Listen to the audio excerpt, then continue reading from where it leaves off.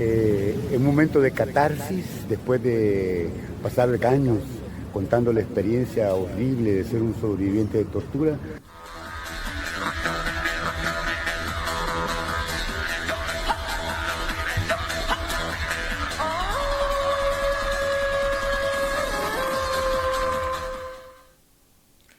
Se dice que si un pueblo desconoce su historia, la repite. El Salvador como que está en un limbo político del cual no sale o no quiere salir o no lo dejan salir. Estamos en el limbo y volvemos a la misma desgracia de siempre. En todos los ámbitos de la vida de los salvadoreños, educación, economía, política, corrupción, etcétera, bienestar social. Y tal parece que un libro nos recuerda de nuevo la historia.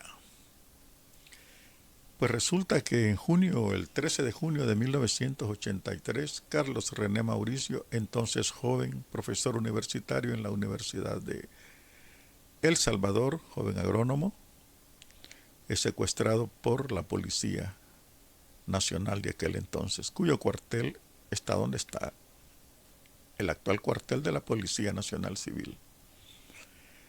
Desaparece, no hay razón de él, solo se dice que está, como bien dice el libro, en vías de investigación. Así. ¿Les parece conocida la historia en estos tiempos? Parece que nos está repitiendo la historia, nos está alcanzando la historia, señores. Y eso pues es algo que es preocupante, porque esta historia, la verdadera historia de Carlos Ernesto, no es una historia ficticia, no es una historia ideologizada, porque acuérdense que muchos de los que van a oír esta historia van a creer que él es del FMLN, que es de la izquierda, que es un resentido social. No, es una historia real, muy real de lo que a él le sucedió. Y en el momento que le sucede, precisamente dicen todos a buscarlo y no hay razón de dónde está. Para saber qué es lo que pasa, tienen que leer el libro. Pero les voy a recordar algo de lo que sucedía en aquella época. En aquella época había una represión intensa. Veníamos del asesinato del 24 de marzo del 79 de Monseñor Romero. Veníamos de masacres estudiantiles. ¿Se recuerdan? En un 28 de febrero fue una masacre ahí por el Hospital General del Seguro Social. Veníamos de matanzas de trabajadores, de desaparición de gente, de escuadrones de la muerte, y estaba vivo todo eso todavía. Ya teníamos un récord en el 83 de lo que aquí estaba sucediendo, feo, feo, feo de nuestra patria. Eso le molesta a muchos salvadoreños recordar la historia, pero especialmente a quienes provocaron esa desgracia. ¿Y quiénes la provocaron? ¿Quiénes la provocaron, perdón? La provocaron alguna palabrita, se la voy a describir en una palabrita que a ustedes les molesta porque piensan que es ideologizada, y no es ideologizada, son los oligarcas. El oligarca tiene poder económico y ese poder lo utiliza para poder político, para dominar un país y dominar a su gente. Ese es un oligarca, así que no tengan miedo de utilizar la palabra. Y estos oligarcas, que desde tiempo inmemorial se andan enriqueciendo a costa de la gente y no devuelven ni un centavo por el sacrificio que hace la gente, al contrario, le engañan, la entuturutan, compran algunos, convierten a otros en orejas y otros en militares, reparten migajas de pastelito, todavía tienen azúcar dulzona. ¿Y qué sucede? Lo que tenía que suceder. Pues una guerrilla, actos violentos que después dicen que son terrorismo. Y no es terrorismo. La historia vuelve a repetirse. Este libro nos indica lo que sucedió en aquella época con un joven ingeniero. Y vaya cosas, el joven ingeniero pues se refugia en Estados Unidos y allá en Estados Unidos se topa con dos generales que están exiliados allá. El exilio dorado como hemos visto, tanta gente que ha tratado tan mal a su pueblo en Latinoamérica, no solo en El Salvador, y se van a su exilio dorado porque Estados Unidos les da visa y todo. Trabajen para nosotros y nosotros les damos visa. El exilio dorado, con todo lo que se han robado. Allá están viviendo. Y se encuentra con dos militares que allá están viviendo. Estos militares, los José Guillermo García y Carlos Eugenio Vides Casanova, viven en Estados Unidos. Aquí estamos viendo una noticia: El Salvador, juicios generales en Estados Unidos. La BBC Mundo, que es una noticiero de Gran Bretaña, Reino Unido. En noticias tuvo repercusión mundial, menos en El Salvador. Ya ven por qué aquí ocultan la historia. Aquí cuentan solo una versión, la conveniente, pero no la verdad de la historia. Pasa el tiempo, Carlos René Mauricio le gana el juicio. Uno de esos generales lo expulsan de Estados Unidos, ya falleció. Y creo que el otro también, no sé, pero no me interesa lo que les haya pasado, ya fallecieron. Y Carlos Mauricio cierto día se le ocurre contar su historia. Se le ocurre contar su historia en este libro, que tiene una portada bien curiosa: José Feliciano Ama. ¿Por qué? Ya lo voy a explicar por qué. Y en esa historia, de hecho, su esposa le dijo: si no la escribí vos, la voy a escribir yo. Entonces le dijo: bueno, la voy a escribir. La voy a escribir cuando te muras. Le digo: no, ahorita va. Y tuvo que recordar escenas dolorosas, muy, muy dolorosas. El libro ha tenido una acogida enorme en lo que respecta ya en Estados Unidos y, bueno, en todos lados. El mejor comentario, uno de los mejores comentarios, se los leo ahorita para que vean que es algo testimonial y cierto acá. La convincente historia de Carlos René Mauricio no es solo una historia de horror y violencia sin límites, sino también del triunfo del derecho internacional que se encargó, por fin, de que los perpetradores de estos crímenes, poderosos por sí mismos en su propio país y poderosos por su alianza con los Estados Unidos, fueran juzgados y castigados. En vías de investigación es una historia única del triunfo de la ley y la humanidad. Es un libro imprescindible. Mark Danner, autor de La masacre en el Mozote, periodista de The New Yorker y de New York Review of Books. Interesante, ¿no?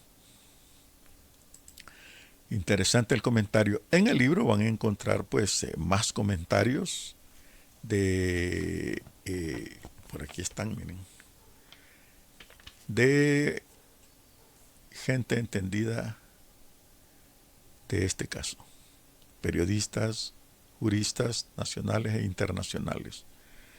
Como repito, no es un libro ideologizado, es un libro desde el padecimiento, desde el sufrimiento. Carlos Ernesto aún se emociona mucho, por así decirlo, al recordar momentos oscuros. Pero bien, veamos qué nos dice Carlos Ernesto, a quien encuentro en la Plaza Libertad. Pues me iba a dejar el libro para que yo lo estudiara, pero aprovecho para platicar con él y hacer esta interesante entrevista. Carlos Mauricio, ¿qué te motivó a escribir este libro? Bueno, hermano, realmente es un libro testimonio. Hace mucho tiempo, cuando yo vivía en Burma, que hoy se llama Myanmar, en una catarsis, un momento de querer contar lo que había yo sobrevivido en las cárceles clandestinas de El Salvador, decidí escribir una historia terrible de lo que yo pude sobrevivir y otros no pudieron.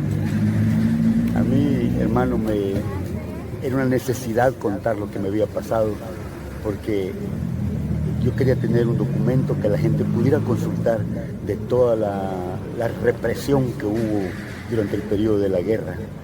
Y como soy sobreviviente, de los pocos sobrevivientes de ese periodo, creí que era necesario contarla. Y ese es mi testimonio. Yo lo he llamado en vías de investigación porque en varias ocasiones los militares que dieron fe de lo que había pasado conmigo, llamaron en vías de investigación el secuestro.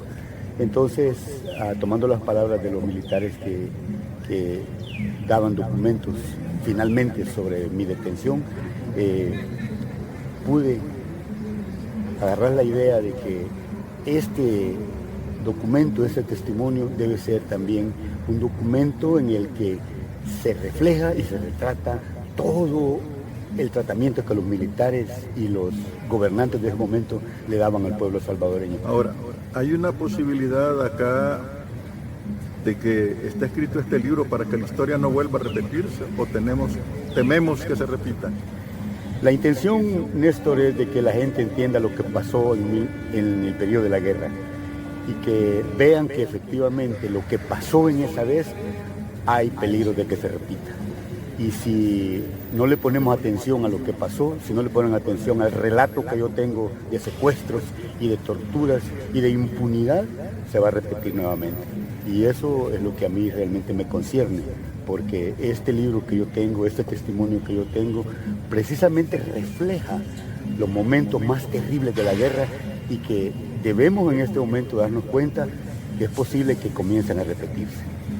Ahora bien, una repercusión internacional tuvo tu juicio.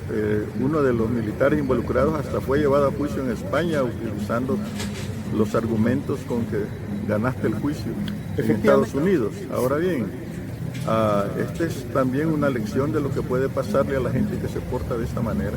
Claro, pues precisamente esa es la importancia del testimonio que yo he traído.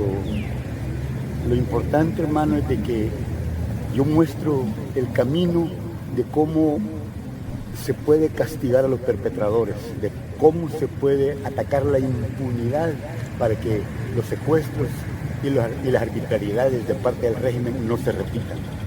Hay un caminito en mi testimonio para que todos sepan que hay tribunales internacionales en donde los perpetradores, los violadores de los derechos humanos de los salvadoreños pueden ser acusados. Y ese caminito está precisamente en mi testimonio.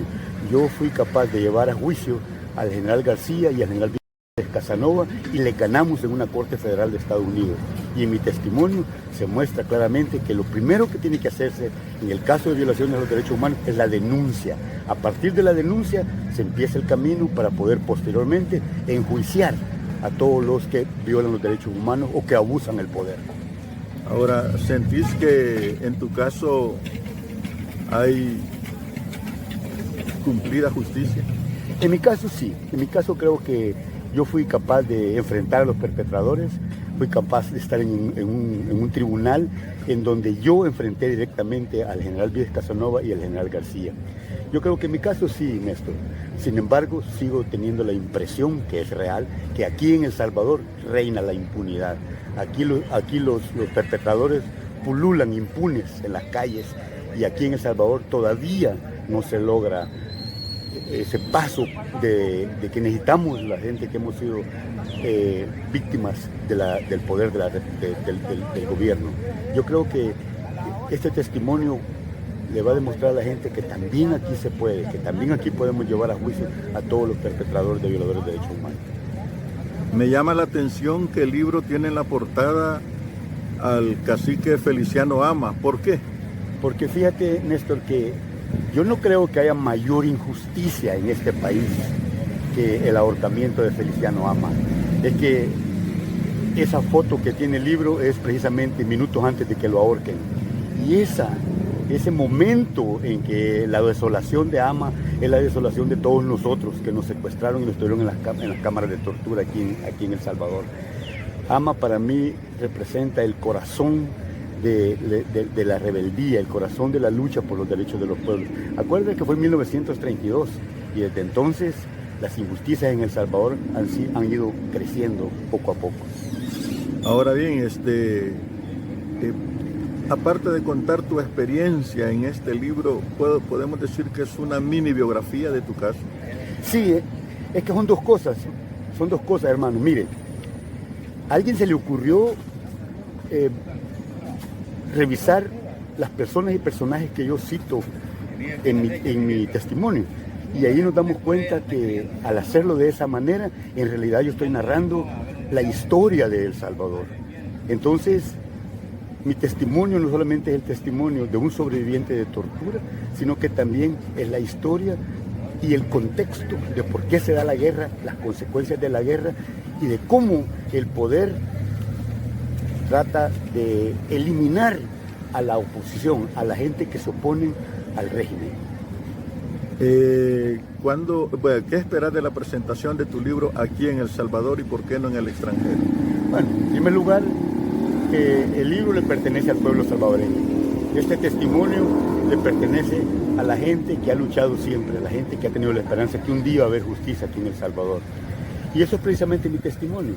El hecho de que alguien, por oponerse al régimen, de alguien que luchaba por los derechos de los demás, es capturado, secuestrado, torturado y posteriormente ordenado que se vaya del país. Entonces, en realidad el libro es de aquí y le pertenece al pueblo salvadoreño y a la gente que se dé cuenta que este es un camino, que lo que estoy mostrando es el camino de cómo combatir la impunidad. No vivís en El Salvador, ¿no? ¿Cómo ves ahora que has regresado a El Salvador?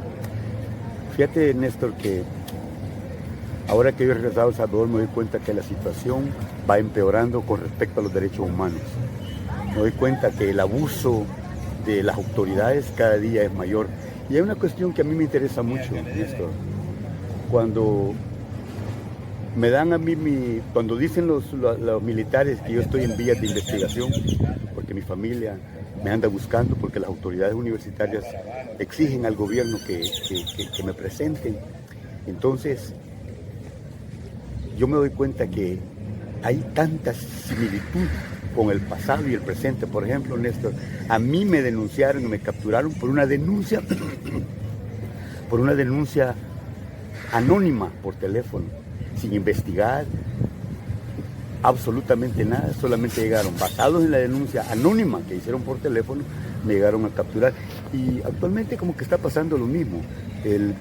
Actualmente tú puedes ser capturado por una llamada anónima que sin investigar, sin mayor caso, van y capturan al denunciado.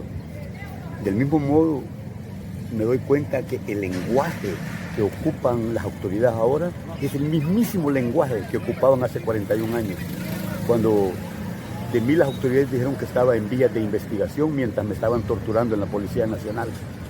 Y actualmente también, si los familiares de algún capturado van a preguntar por esa persona que dónde está, que no les dan referencias, bueno, pues están secuestrados, también el mismo lenguaje, está en vías de investigación. O sea, la actitud prepotente, arbitraria, es la misma de hace 41 años. ¿No hemos aprendido nada de la historia entonces? Efectivamente, no hemos aprendido nada de la historia y por eso yo vengo con este testimonio a recordarles, a poner una puya en la gente de que estamos repitiendo lo que pasó hace 41 años. Hay un Estado represor, hay una represión cada día más, se va incrementando, porque yo estoy seguro de que en la medida que el actual régimen vaya perdiendo el apoyo popular, en esa medida la represión se va a incrementar. Eso es histórico, eso así es. En la medida que el régimen pierda apoyo popular, que por de pronto tiene bastante, en esa medida incrementa la represión. Y vamos a volver a lo mismo, vamos a volver a los escuadrones de la muerte oficiales ya. No va a ser con ley, no, vamos a volver nuevamente, y ese es el paso que llevamos, a las desapariciones, a la represión abierta y a los asesinatos. Bueno, y de hecho ya tenemos casos como el caso de Mason, el caso de los muchachos que salen como esqueletos, como que vinieran de la prisión de Auschwitz en Alemania con los nazis. Ahí ya tenemos ejemplos de lo que está pasando aquí en El Salvador. ¿Y eso cómo se ve en el exterior, Mauricio? Mira, en el exterior hay dos cosas. En el exterior hay una campaña de parte del gobierno de demostrar que El Salvador todo está bonito, todo está pacífico, todo es bello, que vengan al centro histórico. Pero también hay una manera que la gente se está dando cuenta de que después del centro histórico Mayalcito es donde está El Salvador, que es cierto, El Salvador miserable, la gente en las calles, la gente con necesidades básicas sin satisfacer. Entonces, hay una manera de ver las cosas que es el salvadoreño que efectivamente cree en la propaganda masiva que hace y costosa que hace el actual gobierno, pero también el otro salvadoreño que se está dando cuenta que no es cierto, que en El Salvador no se han resuelto las necesidades básicas que tiene la gente. Porque tú caminas fuera del centro histórico 2 o 3 cuadras más allá por el Tinete y por la avenida, etcétera, y te das cuenta que efectivamente la miseria es marcada. Bueno, ahí tenemos el testimonio de Carlos Mauricio, que pues ojalá no caigamos nosotros en el pecado de repetir la historia. Tenemos que aprender, y a los salvadoreños nos cuesta mucho aprender, nos cuesta mucho aceptar la historia. No creemos la historia, creemos que siempre hay que mirar para adelante, cuando hay que mirar, echar un vistazo atrás para saber que no vamos a cometer los mismos errores. Es necesario hacerlo y meditar en eso. Corregir el error es necesario hacerlo porque podemos. Bien, pues ya con esta me despido y les dejo la tarjeta de invitación el 16 de noviembre, el sábado. Próximo sábado a las 10 de la mañana se va a presentar el libro en el Museo de la Palabra y la Imagen, en el MUPI. Y pues ahí está la dirección: Urbanización Esperanza, 27 Avenida Norte, 140 en San Salvador, El Salvador. Ya hay mucha gente que ha confirmado su asistencia. Ahí va a estar el autor, va a estar mucha gente, muy interesante, y ahí estaremos nosotros también. Así que les dejo la inquietud de que ojalá aprendamos de la historia para no volver a repetirla. Un momento de catarsis después de pasar años contando la experiencia horrible de ser un sobreviviente de tortura.